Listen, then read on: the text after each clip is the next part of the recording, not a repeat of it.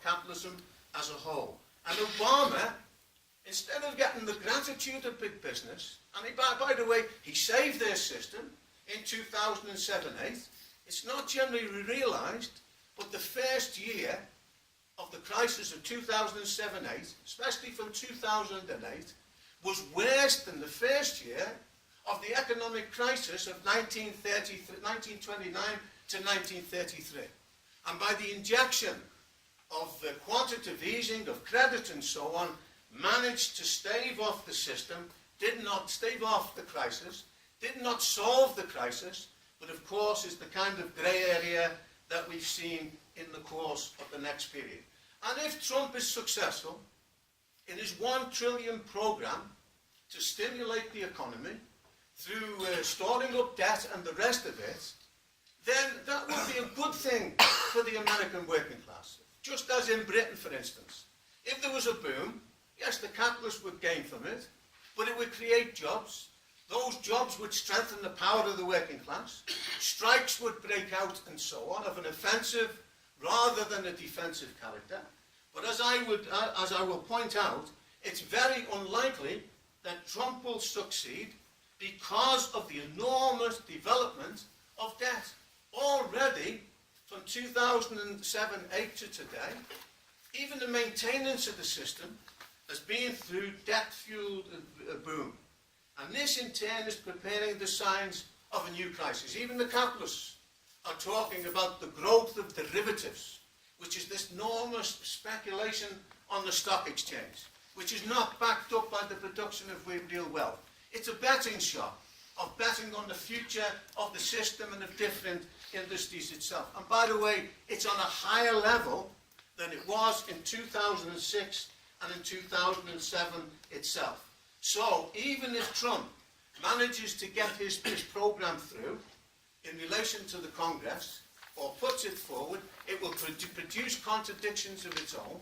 And moreover, the American Congress of Republicans, not just the Democrats, may veto Trump because of the enormous piling up of debt in the US itself. And that's quite apart from the conclusions that some of the serious representatives of capitalism have drawn, where one economist says the following: the future for the US, and we would say the world, is low investment, low interest rates, low growth are here to stay, suggesting the US and the world economy has entered a new normal. And therefore, it's very unlikely. Yes, if it is introduced, Trotsky pointed out that in the 1930s, the New Deal of Roosevelt had a certain effect. It was much greater than this proposed deal of Trump. It produced new infrastructure. And then, of course, in the 1950s, we had the development of the interstate and so on. But it did not solve the problems of capitalism, because it was introduced in 33-34, and by 1937, the US was on the verge of an even greater crisis. And even if Trump partially succeeds, it may stave off the worst effects of the system, and that's not at all guaranteed, and it will create some Mickey Mouse jobs, but it will not solve the problems of society. And by the way, it's summed up. I haven't got time to develop this. I believe that Janet is speaking in the whole branch on the question of robots, and I've written a little bit about robots in the material we've produced on the website, but it is a serious question. It's a serious problem. By the way, capitalism cannot harness now the huge development of the productive forces, and particularly of new technology. Even if Trump is successful in bringing the jobs back from Mexico, and that is a dream, it's a chimera.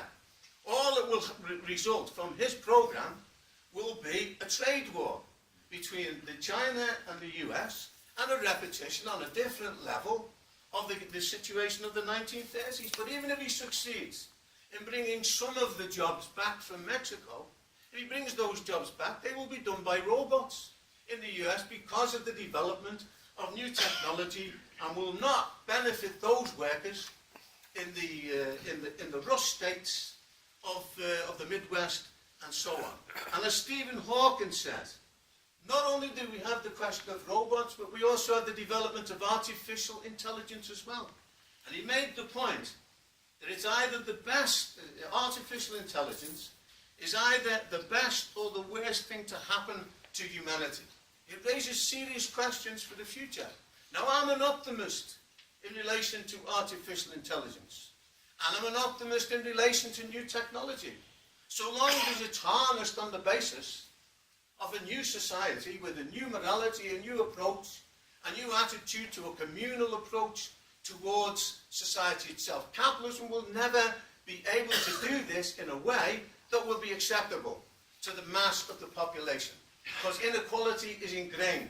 It's weaved into the very fabric of capitalism itself. I have a legion of quotes here about the way it's developed enormously in Britain in the last period itself.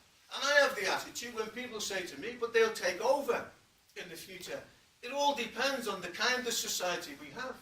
It depends on the programs then, doesn't it, in the first instance?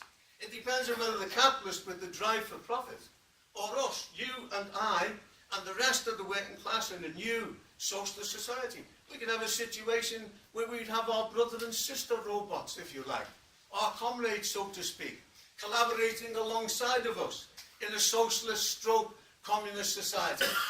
That is one vision of the future, and which humanity could work out. It's a danger so long as capitalist society and class society continues to exist.